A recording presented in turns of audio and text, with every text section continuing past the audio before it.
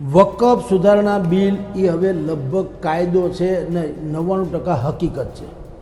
એક બહુ સારું સ્લોગન છે કે જે સમસ્યાનો કોઈ ઉકેલ ન હોય માનવું કે એ હકીકત છે. મૂળ વાત એ છે કે આખા દેશના જે 40 કરોડ મુસ્લિમ્સ છે એણે મોટા ભાગે આ સ્વીકારી લીધો છે. આમાં એ લોકો વકફ બોર્ડનો શું નિયમ હતો હોય, જ્યાં એ એલા પોદળામાં હાથીકા જેવું, જ્યાં એ એમ કહી દે કે આ વકફ બોર્ડની માલિકીની જમીન છે એટલે એની સામે ભૂતકાળમાં કોઈ અદાલતમાં જઈ ન શકતું. એણે કીધું કે મારી એટલે મારી, પછી તમારે લડવું હોય તો ક્યાં ટ્રિબ્યુનલ એટલે એની ને એની. ઉત્તર પ્રદેશને ફલાણા ઢીકણા એવી રીતના સ્ટેટ વાઇઝ 32 વકફ બોર્ડ છે. એના જે ઠેકેદારો છે એણે શું કર્યું કે વકફ બોર્ડના નામે જે પોતાની પાસે જે સંપત્તિ હતી એનો નિજી ઉપયોગ કર્યો. એટલે એણે કોઈકને ભાડે આપી દીધી, કોઈકને વેચી નાખી, કોઈક શોપિંગ મોલ બની ગયા, કોઈક થિયેટર બની ગયું, કોઈક હોટલ બની ગયું, અને એ ટેસડા કર્યા, લેર કરે છે, એની પર મજા કરે છે. અને જેના માટે આપવાનું છે એ તો પ્રજા બધી ગરીબ છે. મુસ્લિમ સમાજ, તમે હિન્દુસ્તાનના કોઈ પણ ગામમાં જાઓ, કોઈ શહેરમાં જાઓ, કોઈ તાલુકામાં, કોઈ મેટ્રોપોલિટન સિટીમાં જાઓ, મુસ્લિમ કોમ્યુનિટીની જે વસાહત છે ત્યાં જાઓ અને હિન્દુ કોમ્યુનિટીની વસાહત છે ત્યાં જાઓ, તમને આપોઆપ ખબર પડી જશે કે આ નરકાકાર જેવી જીવન છે એમાં જીવે છે અને આપણે લોકો જે સ્વર્ગ જેવું હોય એવું જીવીએ છીએ. તો જો વકફ બોર્ડે સારી એની સંપત્તિનો ઉપયોગ કર્યો હોત તો મુસ્લિમ બહેનો, ભાઈઓ, દીકરાઓ સમાજ જે રહે એ લોકો બહેતરીન લાઈફસ્ટાઈલમાં જીવતા ન હોત. સંસદ ભવન ને તાજમહલ એ પણ વકફ બોર્ડ કે અમારા છે, બોલો. એટલે આવી જે વાતો હતી એ બધી સરકાર ચલાવશે નહીં. બીજું મેં તમને નામ આપ્યું કે ધારો કે અબ્દુલ ગનીભાઈએ આપ્યું કે અહીંયા તમે સ્કૂલ બનાવજો, મદ્રેસા સ્કૂલ ઇન ધ સેન્સ, એને હું તમને 20 વીઘા જમીન આપું, ત્યાં હજી સુધી ન બની હોય સ્કૂલ, તો હવે જે સરકારે કાયદો લઈ આવ્યા પછી હવે એની જે કમિટી છે એ શું કહેશે કે ભાઈ બનાવો છો સ્કૂલ કે પછી અમે કંઈક એક્શન લઈએ. છેલ્લા કેટલાક દિવસથી દેશની રાજનીતિમાં જેની ચર્ચા થઈ રહી હતી, વકફ સંશોધન બિલ એ લોકસભા બાદ રાજ્યસભામાંથી પણ પસાર થઈ ગયું છે ને હવે આ કાયદો છે તે બનવા જઈ રહ્યો છે, તે ફાઇનલ છે. હવે આની દેશની રાજનીતિમાં કેટલી અસર પડશે, ખરેખર મુસ્લિમો પર આની કેટલી અસર પડશે, તે અંગે વાતચીત કરવા માટે આપણી સાથે વરિષ્ઠ પત્રકાર જગદીશભાઈ મહેતા છે તે જોડાયા છે. સાહેબ, આ બિલ પાસ થયા બાદ ઘણી ચર્ચાઓ છે તે થઈ રહી છે. મુસ્લિમ સંગઠનો વિરોધ કરી રહ્યા છે કે આ મુસ્લિમો ઉપર સીધો પ્રહાર છે. આપ આને શું માની રહ્યા છો? જો મુસ્લિમ સંગઠનો વિરોધ કરી નથી રહ્યા, એ કરાવવામાં આવી રહ્યું છે. અત્યારે દુનિયાનો કોઈ પણ કાયદો હોય આપણા દેશમાં એના નેગેટિવ ને પોઝિટિવ બે પ્રકારના માણસો, જેમ ભાડુતી માણસો હોય મળી જાય એમ પક્ષને સમર્પિત માણસો હોય મળી જ રહેવાના. તમે કાલે એમ નક્કી કરે કેન્દ્ર સરકાર કે બધાને એક લગડી સોનાની આપવી છે, બધા જ ને, તોય વિરોધ પક્ષવાળાના વિરોધ કરવાવાળા નીકળી જવાના કે આ તો દેશના સોનાના ભંડાર ખાલી કરવાની આખી વાત છે ને પોતાની વોટ બેંક. હવે આનું તમે શું એનો કોઈ ઉદ્ધાર જ નથી, તમે સમજી લો. એટલે અત્યારે તમે જેમ કહો છો કે મુસ્લિમ સંગઠનો વિરુદ્ધ, સોરી એ નથી, કેટલાક વિપક્ષી જે પક્ષ છે, ટૂંકમાં વિપક્ષના નેતાઓ છે એના દ્વારા પ્રાયોજિત એ લોકો આનો વિરોધ કરી રહ્યા છે. અને એમ તો તમને કહું કે જ્યારે વકફનું સુધારણા બિલ પાસ થઈ ગયું ત્યારે દિલ્હી સહિતના ઇત્યાદિ અનેક શહેરોમાં ફટાકડા પર મુસ્લિમ બાનુઓએ જે બુરખો પહેર્યો છે એણે ફટાકડા ફોડ્યા, મીઠાઈ વેચી. એનો અર્થ પણ એમ નથી કે એ લોકો બિલકુલ ન્યુટ્રલ કે તટસ્થ છે, એવું નથી, એ પણ પ્રાયોજિત હતું. બિલકુલ. ટૂંકમાં મેં આપને કીધું તેમ હિન્દુસ્તાનની રાજનીતિમાં તમે ગમે તે કરો, રામ તો કે રહીમ, નથી બોલવું એનો શું કરી લ્યો. વિરોધ એટલે વિરોધ, વાત થઈ ગઈ. આપણે ત્યાં વિરોધ પક્ષ જે છે ને એની વ્યાખ્યા જુદી થાય છે. વિરોધ પક્ષની આપણે ત્યાં વ્યાખ્યા શું છે, મેં આગળ બોલ્યો તેમ રામ તો કે રહીમ. શાસક પક્ષ ગમે એ કરે વિરોધ જ કરવો, એને વિરોધ, એ ખોટી માન્યતા છે. લોકતંત્રમાં હરીફ પક્ષ હોય, વિરોધ પક્ષ ન હોય. અને હરીફ એટલે પ્રતિસ્પર્ધી. અને વિરોધ કોનો કરાય? જે વિરોધ કરવા યોગ્ય છે, જેમાં જનતાનો સપોર્ટ મળી રહેતો હોય આપોઆપ. તમારે કરવો ન પડે, તમારે લીડ લેવાની હોય.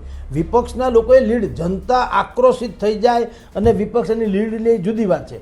આ તો વિપક્ષ પોતે ઊભું કરે, ઉંબાડિયું ગમે એમ કરીને વિરોધ કરો. એટલે આ વકફ બોર્ડની જે અત્યારે તમે સુધારણા બિલની વાત છે, લોકસભામાં પાસ થયું, રાજ્યસભામાં પાસ થયું, હવે થવાનું છે રાષ્ટ્રપતિ સમક્ષ, ત્યાં પણ 100% સહી થઈ જ જવાની છે. એટલે કાયદો તો બનવાનો છે. કોંગ્રેસ સહિતના વિપક્ષોએ શું કીધું, અમે લોકો આને કોર્ટમાં પડકારીશું, રાઈટ, સુપ્રીમ કોર્ટમાં. ભલા માણસ, સમજણા માણસને ખબર પડે કે અદાલત શું કરે. અદાલત પહેલી વાત તો એ આ કાયદો છે એ બંધારણની વિરુદ્ધની વાત છે એવી ખબર પડે તો અદાલત એમાં ઇન્ટરફિયર કરે, બંધારણની વિરુદ્ધની. હવે આ બંધારણની વિરુદ્ધની હોય તો લોકસભા અને રાજ્યસભામાંથી પાસ ક્યાંથી થાય? બાકાયદા પાસ તો થયો જ છે. સત્તાવાર બંધારણની જે જોગવાઈ છે એને અનુસાર એની ચર્ચા થઈ, વિપક્ષોને તક મળી, શાસક પક્ષે જવાબ આપ્યા, સાચું ખોટું જેને જે ગમ્યું હોય તે, અને પછી ધ્વનિમતથી માંડીને ઇલેક્ટ્રોનિક વોટિંગ સહિતનું બધી પ્રક્રિયામાંથી પાસ થઈને આ પાસ થયો છે. તો સુપ્રીમ કોર્ટ જો આ બંધારણની વિરુદ્ધમાં હોય તો પહેલાં જ કોઈક સ્ટે ન લઈ લે કે આ સરકાર જે કરવા જઈ રહી છે એ ગેરબંધારણીય છે માટે અત્યારે જ સ્ટે આપી દો. એવું તો થયું નથી. એટલે વાસ્તે ગાસ્તે જશે ભલે સુપ્રીમના માંડવે, પણ ત્યાં શું થશે? સુપ્રીમ કોર્ટ જોશે કે બંધારણીય છે કે કેમ. હવે બંધારણીય છે તો કોર્ટના હાથ બંધાયેલા, એ એમ નહીં કે ના ના તો પણ ઠોકી બેસે એવું કંઈ ન હોય. તો કહેશે કે ભાઈ તમારું ખારીજ કરવામાં આવે છે અરજી વિપક્ષોની. અને માની લો કે એક વખત ગેરબંધારણીય એવું સાબિત થાય અથવા તો અદાલત એવી રીતે નિષ્પક્ષ આવે નિષ્કર્ષ ઉપર કે આ ગેરબંધારણીય છે અથવા તો અમુક જોગવાઈને બરાબર પાલન નથી થયું, તો શું કરે? એ ખારીજ એટલે કે એ આ ખરડો જે અત્યારે પાસ થયો છે એ એમ કહે છે કે ના ભાઈ બરાબર નથી, તો પાછું એને રીસફલિંગ થાય, ફરીથી થાય. એવું નથી કે અદાલત કાલે ચુકાદો આપી દે એટલે પછી આ કાયદો હવે થવાનો નથી. એમ અદાલત જે પણ ક્ષતિ દાખલા તરીકે દર્શાવે હવે કે આટલી બાબતોની આમાં ચોખવટ નથી કરવી જોઈએ તો એ કરી બતાવે શાસક પક્ષ. પણ હવે વકફ સુધારણા બિલ એ હવે લગભગ કાયદો છે ને 99% હકીકત છે. એક બહુ સારું સ્લોગન છે કે જે સમસ્યાનો કોઈ ઉકેલ ન હોય માનવું કે એ હકીકત છે. સમસ્યા એટલે ઊભું થયેલું હૂળ, એને ઉકેલ શોધવાની વાત આવે. પણ ઉનાળાનો કોઈ વિકલ્પ ન હોય. ઉનાળો હકીકત છે, તમારે ગરમી સહન કરવી રહી, ધેટ્સ ઓલ. અનુકૂળતા જે છે એ વિકલ્પ નામના શબ્દો જે છે એ ક્યાં છે? જ્યાં તમે હાથે કરીને કંઈક ઊભું કર્યું હોય તે, વાસ્તવિકતાથી પર હોય તે. આ વાસ્તવિક છે. એટલે આમાં મુસ્લિમ લોકો વિરોધ નથી કરી રહ્યા. મુસ્લિમ લોકોનો જે સપોર્ટના ફોટા એ ખોટા, બધા ફેબ્રિકેટેડ છે ખરું પણ નથી, કારણ કે એ બધા પ્રાયોજિત છે. મૂળ વાત એ છે કે આખા દેશના જે 40 કરોડ મુસ્લિમ્સ છે એણે મોટા ભાગે આ સ્વીકારી લીધો છે. શું કામ કહું છું? નહીં તો કોઈને પણ ઉશ્કેરવા પડે નહીં. સાહેબ, આપણે વકફની ચર્ચા કરીએ, આમાં જે ઇન્ટરેસ્ટ ધરાવતા હોય એને આ બધી ખબર હોય કે આ આખી વસ્તુ શું છે, થોડુંક જે બધા લોકોને ખબર પડે એ રીતે થોડી ચર્ચા કરીએ કે આ વકફ બોર્ડનું સંશોધન બિલ આવ્યું, પાસ થયું એ પહેલાં અને હવે કાયદો બનશે, એમાં ફરક શું? જુઓ, પહેલી વાત તો એ વકફ બોર્ડ પહેલાં તો શું છે ને આ આખી ઘટના શું છે. દેશના આમ જુઓ તો 500-700 વર્ષથી આ કમઠાણ આવેલું આવે છે. એ જવા દો ઇતિહાસ ભૂગોળ, લેટેસ્ટ નવી પેઢીને ખબર પડે શું છે. દાખલા તરીકે જે મુસ્લિમ સમુદાય, જે ઘર પરિવાર કુટુંબ જે કોઈ હોય એને એમ લાગે કે એની પાસે જે અમુક પ્રકારની મિલકત એક્સ્ટ્રા છે, જેમ તમે ને હું દાન દક્ષિણામાં કોકને દઈ દઈએ છીએ, વૃદ્ધાશ્રમમાં દઈએ, અનાથાશ્રમમાં દઈએ, અન્ન ક્ષેત્રમાં દઈએ, ગૌશાળામાં દઈએ, આપણે દઈએ છીએ ને પૈસા આપણે હિન્દુઓમાં. એવી રીતે મુસ્લિમ સમાજમાં જે લોકોને એમ લાગે કે ભાઈ કોકના ભલા માટે મારી પાસે જે વધારાની સંપત્તિ છે દઈ દેવી, તો એ વકફ બોર્ડ, વકફ એટલે દાન, અને વકફ બોર્ડ એટલે એ દાન કેવું હોય? અલ્લાહના નામે દેવામાં આવે કે આ મારી સંપત્તિ, જમીન જાયદાદ, મકાન, ઇમારત, સોનું, લગડી જે હોય તે પોતાનું હોય એ વકફ બોર્ડને આપી દે, એને દાન કરે. દાન કરે એટલે કરવાનું શું હોય? એમાં વકફ બોર્ડ સંપત્તિનું સંપાદન કરી લે, ચોપડે ચડાવે કે જે ગણો તે. પછી એનું ઉદ્દેશ જે છે એ સર્વો જોઈએ. દાન દેનારો માણસ એમ તો ન કે આલ્યો અમારે પૈસા તમે દારૂ પીને મજા કરજો, એવું તો ન હોય. એ શું કે ભાઈ અસ્પતાલ બનાવજો, મદ્રેસા બનાવજો, દરગાહ બનાવજો, ઈદગાહ બનાવજો, પ્રાર્થના સભા જે કાંઈ ગણો તે. હવે કોલોની બનાવો, આપણા મકાન વગરના લોકો હોય મુસ્લિમ સમાજના તો એને આપજો. આ દાન તો સારા ઉદ્દેશ્ય જ આપવામાં આવ્યું હોય ને. આ ડખો ક્યાં થયું તમને કહું. વકફ બોર્ડે એ તો બધું લીધું કર્યું, પણ વકફ બોર્ડે પછી શું કર્યું? કેટલીક એવી સંપત્તિ હતી જેનો લગભગ કોઈ માલિક નથી. દાખલા તરીકે 1947માં હિન્દુસ્તાન પાકિસ્તાનના ભાગલા પડ્યા, લાખો લોકો હિજરત કરી ગયા, લાખો લોકોની લાશ અહીંયા આવી. દુનિયાનું સૌથી મોટું કતલેઆમ લોહિયાળ જો અગર વિભાજન હોય તો હિન્દુસ્તાન ને પાકિસ્તાનનું છે. ઇતિહાસના પાને દર્જ છે કે આના જેવું લોહિયાળ કોઈ વિભાજન થયું નથી. લાખોની સંખ્યામાં લોકો કપાઈને અહીંયાથી ગાડીઓ ભરાઈને આવી હતી. તો એવી બિહામણી વખતે શું થયું હોય? જે લોકો અહીંથી પાકિસ્તાન ગયા અથવા તો એ ભાગમાં આવી ગયા તો અહીંયા એની જમીન જાયદાદ એનું કોણ લેનાર દેનાર? કોઈ નહીં. વર્ષો સુધી એમને વેરાન પડી રહી દાવા વગરની. જેમ કે આજની તારીખે આપણી બધી બેંકો જે છે, રાષ્ટ્રીયકૃત બેંકો હોય કે બીજી બેંકો હોય, બધાએ ખાતા ખોલાવ્યા, બધાએ પોતાની મરણ મૂડી મૂકી, બધાએ બચત કરી. પણ માની લો કે ક્યાંક ગમે એ થયું ને, ક્યાંક બ્લાસ્ટ થયું, યા પરદેશ વયા ગયા, કે ભૂલી ગયા, પાગલ થઈ ગયા, કે ગુજરી ગયા, તો શું એ સંપત્તિ એમને બેંક પાસે રહે, એનો કોઈ વારસ નથી. નોમિની બોમિની બધું ખતમ થઈ ગયું, શું કરે? એટલે બેંકમાં રહે, પણ એનું કઈ છે ને, પછી બેંકની પાસે નક્કી કરે કે આટલી સમય પછી સરકાર જે નક્કી કરે તે. એમ વકફ બોર્ડની પાસે જે જમીન હતી તો હતી રજીસ્ટર્ડ થયેલી, વકફ બોર્ડે ખેલ નાખ્યો કે દાખલા તરીકે આપણે બેઠા છીએ ને આપણી સામે ગિરનાર ટોકી છે રાજકોટમાં, અત્યારે છે એના માલિકે છે ને બધું છે, પણ બે ઘડી માની લો 25 વર્ષ આમનો વેરાન પડી રહીએ અને અત્યારે એના જે માલિક છે કાલ સવારે ભગવાન કરે ને કાં પરદેશ વયા જાય ને કાંઈ એનું અસ્તિત્વ મટી જાય, તો આમાં એ લોકો વકફ બોર્ડનો શું નિયમ હતો હોય, જ્યાં એ એલા પોદળામાં હાઠીકા જેવું, જ્યાં એ એમ કહી દે કે આ વકફ બોર્ડની માલિકીની જમીન છે, એટલે એની સામે ભૂતકાળમાં કોઈ અદાલતમાં જઈ ન શકતું. એણે કીધું કે મારી એટલે મારી, પછી તમારે લડવું હોય તો ક્યાં? ટ્રિબ્યુનલમાં. ટ્રિબ્યુનલ એટલે એની ને એની, વકફની પોતાની અદાલત, એમ કે તો હાલે. હવે એ અદાલતમાં તો ઓબ્વિયસલી તમારી વિરુદ્ધમાં જ મેળ ચુકાદો આવવાનો. એટલે પેલા એવું તો એટલે, અને બીજું કે હેતુફેર બહુ થયો. વકફ બોર્ડની પાસે અત્યારે ભારતમાં રેલવે અને સૈન્ય પછી ત્રીજા ક્રમની સૌથી મોટી સંપત્તિનું માલિક છે વકફ બોર્ડ. 9 ફલાણા જે કે 9.78 એમ એટલા લાખ એકર જમીન છે, લાખ એકર, 9 લાખ.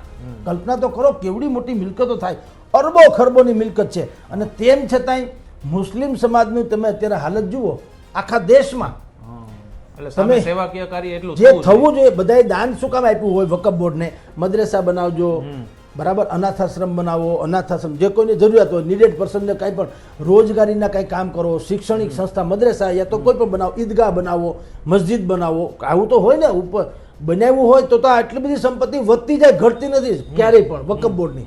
કર્યું શું? વકફ બોર્ડને આખા દેશમાં 32 છે અલગ અલગ પ્રકારના વકફ બોર્ડ, ઉત્તર પ્રદેશ ને ફલાણા ઢીકણા એવી રીતના સ્ટેટ વાઇઝ 32 વકફ બોર્ડ છે. એના જે ઠેકેદારો છે એને શું કર્યું કે વકફ બોર્ડના નામે જે પોતાની પાસે જે સંપત્તિ હતી એનો નિજી ઉપયોગ કર્યો. એટલે એણે કોકને ભાડે આપી દીધી, કોકને વેચી નાખી, કોઈક શોપિંગ મોલ બની ગયા, કોઈક થિયેટર બની ગયું, કોઈક હોટલ બની ગયું, અને એ ટેસડા કર્યા, લેર કરે છે, એની પર મજા કરે છે. અને જેના માટે આપવાનું છે એ તો પ્રજા બધી ગરીબ છે, મુસ્લિમ સમાજ. તમે હિન્દુસ્તાનના કોઈ પણ ગામમાં જાઓ, કોઈ શહેરમાં જાઓ, કોઈ તાલુકામાં, કોઈ મેટ્રોપોલિટન સિટીમાં જાઓ, મુસ્લિમ કોમ્યુનિટીની જે વસાહત છે ત્યાં જાઓ અને હિન્દુ કોમ્યુનિટીની વસાહત છે ત્યાં જાઓ, તમને આપોઆપ ખબર પડી જશે કે આ નરકાકાર જેવી જીવન છે એમાં જીવે છે, અને આપણે લોકો જે સ્વર્ગ જેવું હોય એવું જીવીએ છીએ. તો જો વકફ બોર્ડે સારી એની સંપત્તિનો ઉપયોગ કર્યો હોત તો મુસ્લિમ બહેનો, ભાઈઓ, દીકરાઓ, સમાજ જે રહે એ લોકો બહેતરીન લાઈફસ્ટાઈલમાં જીવતા ન હોત અને આપણને એની ઈર્ષા થાત. સાહેબ, નવો કાયદો હવે જે આવશે તો એમાં ખરેખર જે લોકો ડિઝર્વ કરે છે, જે ગરીબ મુસ્લિમ લોકો છે, જેમને આ વકફની સંપત્તિનો ફાયદો મળવો જોઈએ, એક ક્યાં કોઈ બીજી રીતે એવું કંઈ પોસિબલ થશે? એક તો થયું છે. આમાં શું છે, ભ્રમણા જે વિપક્ષો છે ને, ભ્રમણા બહુ ફેલાવે. એ લોકો એમ કહે છે કે સરકારે જે નવું સુધારણા બિલ લઈ આવ્યા છે એટલે હવે પછી વકફ બોર્ડમાં હિન્દુ ન હોય અને મુસ્લિમ ન હોય એવા લોકો પણ એમાં જોડાશે, એ લોકો આપણી બધી દરગાહ ઇબાદત છીનવી લેશે. આ પાગલ છે, એવું કાંઈ છે નહીં. લોકો માનતા નથી એટલે તો બધા જુઓ બધું પાસ થઈ ગયું તો દેશમાં શાંતિ છે. એનું કારણ શું છે? સમજદાર લોકો વધારે છે, અત્યારે પછાત છે, નેતા છે. એવું નથી કે તમારી દરગાહ કોઈ પાછી ખેંચી લે, કોઈને કાંઈ પડી નથી. શું કામ ખેંચી લે ભાઈ? અમારે ક્યાં તાણ છે કોઈને? સવાલ એ છે કે વકફ બોર્ડ જે કોકની સંપત્તિ નિજી ઉપયોગમાં વાપરતા હતા, ટેસડા કરતા હતા, એ બંધ થશે, નંબર 1. બીજું, હેતુસર જેને જે હેતુસર આપી હોય દાનમાં સંપત્તિ એની તપાસ કરશે આ બોર્ડનું જે નવું રચના થઈ છે, જેમાં બીજા અન્ય લોકો પણ સામેલ છે, બિન મુસ્લિમ્સ. એ શું? એ one kind of charity commissioner જેવું છે. ચેરિટી કલેક્ટર કઈ જ્ઞાતિનું જે મહત્વનું છે? કલેક્ટર ઇઝ કલેક્ટર હોતા હે, એમાં જ્ઞાતિ ક્યાં આવે? નહીતર અહીંયા જે મિસ્ટર ગુપ્તા અને શર્માને આવે છે ગુજરાતમાં, આપણે એમ કહેવાય કે ભાઈ શર્મા તો ઉત્તર પ્રદેશના કે બિહારના છે, એ ગુજરાતને હું ન્યાય આપે? એવું ન હોય. એને કાયદાની પરિભાષામાં વાત કરવાની. એમ આ વકફ બોર્ડનું જે નવી સુધારણા બિલ સરકાર લઈ આવી છે, એ જે સમિતિ બનવાની છે 10-12 લોકોની, એમાં બિન મુસ્લિમ છે ખરા, પણ એનું કામ શું છે? તમારી જમીન કે કંઈ હડપી નથી લેવાનું.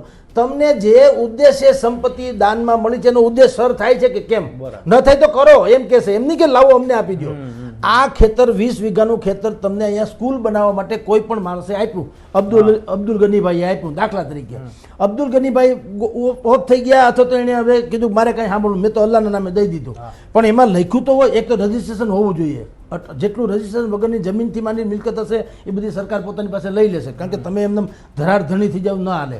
આજની તારીખે તમારી જાણ કરતા સંસદ ભવન ને તાજમહાલ એ પણ વકફ બોર્ડ કે અમારા છે બોલો. એટલે આવી જે વાતો હતી એ બધી સરકાર ચલાવશે નહીં. બીજું મેં તમને નામ આપ્યું કે ધારો કે અબ્દુલ ગનીભાઈએ આપ્યું કે અહીંયા તમે સ્કૂલ બનાવજો, મદ્રેસા સ્કૂલ ઇન ધ સેન્સ, એને હું તમને 20 વીઘા જમીન આપું, ત્યાં હજી સુધી ન બની હોય સ્કૂલ, તો હવે જે સરકારે કાયદો લઈ પછી હવે એની જે કમિટી છે એ શું કહેશે કે ભાઈ બનાવો છો સ્કૂલ કે પછી અમે કંઈક એક્શન લઈએ. બસ આટલી જ વાત છે. ચેરિટી કમિશનર, પોલીસ જેવું. મકાન તમારું છે, ઘર તમારું છે, પણ તમારે અંદર જુગાર રમવાની મનાય, કારણ કે ઘર રહેવા માટે છે. તમે જુગાર રમો, દારૂનો બિયર બાર ચલાવો કે ડિસ્કો કરો કે કોકને હેરાન કરો તો પોલીસ આવીને હેરાન કરે ને તમને, ભલે મકાન તમારું હોય કે ભાઈ અવાજ કરો માં રાતના બધા સૂઈ ગયા છે. બસ આ જ ચેરિટી કમિશનર જેવું આ મંડળ થવાનું છે. એટલે હવે આ કાયદો લાગુ પડ્યા પછી વકફ બોર્ડની મનમાની નહીં ચાલે. એને જે ઉદ્દેશે સંપત્તિ મળી છે એ ઉદ્દેશ એનો સર કરવો પડશે, હેતુફેર નહીં થાય. અને અગડમ બગડમ હશે જ્યાં પોદળામાં હાથી ખૂંચાડ્યું હશે તો એ જમીન પોતે લઈ લેશે સરકાર. આવું ચાલશે નહીં. બિલકુલ સાહેબ, ખૂબ ખૂબ આભાર આ મુદ્દે આપણી સાથે વાતચીત કરવા માટે. તો વકફ સંશોધન બિલ જે લોકસભા અને રાજ્યસભામાં પાર થયું ને, હવે જે કાયદો બનશે તેનાથી શું કયા પ્રકારના ચેન્જીસ આવશે તે અંગે જગદીશભાઈ આપણી સાથે રીતે છે તે વાત કરી. રોનક મજીઠિયા, ગુજરાત તક, રાજકોટ. અહીંયા આવી જાવ.